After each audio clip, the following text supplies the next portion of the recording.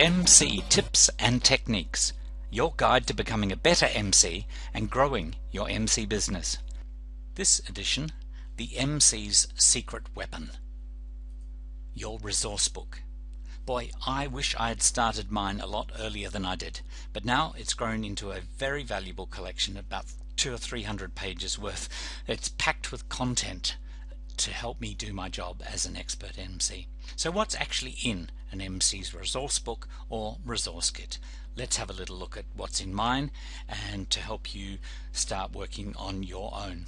Well, first off, I have a collection of quotations, quotes that I can use at various times during the day, at the start, the end, in introducing speakers. Some of them are funny, some of them are quite serious.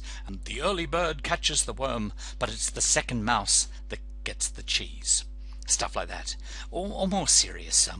The famous quote of Zig Ziglar I use quite often: the elevator to success is sometimes out of service, but the stairs are always open. I love that. I've also got a whole lot of jokes in there. Some of them are actually written out in full if I don't tell them very often, or the ones that I do use a lot, I just have the title of it and the tagline so that I get that correctly each time. Then I have a whole lot of what I call just lines. These are things I use after a speaker, but before I actually thank them. People are like tea bags. You don't know how strong they are until you put them in hot water. Things like that. Then, of course, and this is probably one of the most important things in my book, are the activities and the filler material that I use. These are the icebreakers that I've gathered up over the years that I can use to get the crowd starting to talk together and work together. Some filler material. This is vitally important for an MC to have in his toolkit. These are the things that you can do for, say, 5 minutes or 10 minutes when the next speaker hasn't turned up, or perhaps the speaker has finished quickly but lunch isn't ready, so you've got about 20 minutes. What are you going to do? So sure, you can get the people discussing at their tables, or you can do an activity. These are the things that are in your resource kit, so that if you know you've got to fill for 5 or 10 minutes, you can quickly whiz into the book and grab some material out. I also have introductions and thank yous.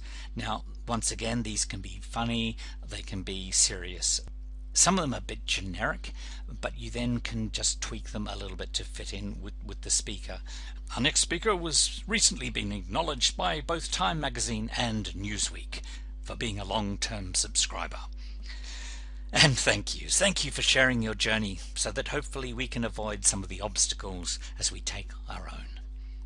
And of course, openings and closes. Openings for the whole day and closes for the whole day, tying some loose ends together. So there's just some of the things that I've got in my resource kit, and I'm encouraging you guys to start working on for yours. So how are you going to put this together? Well, I've got 3 options for you. Quickly whiz through these different approaches: using a notebook, using a Word document or a computer document, combining that with Dropbox, and then going into an all computer thing with something like Evernote. So if you've read my book called Sleight of Mind, you'll know that I encourage everybody to keep a notebook or capture device with them at all time. We all get great ideas all the time. It's only the clever people who actually grab those ideas and are able to go back to them. So if you keep a notebook with you, you can have a section in it to start with as your MC resource kit. And so start putting down those quotations, those jokes that you hear, those lines that you think, oh, that would work nicely, or the little activities. I've got notebooks going back probably 30 years or so. In fact, I've still got my father's notebooks from when he did a bit of speaking and training himself. The second solution, and actually this is the one that I use myself, is to have a document on your computer.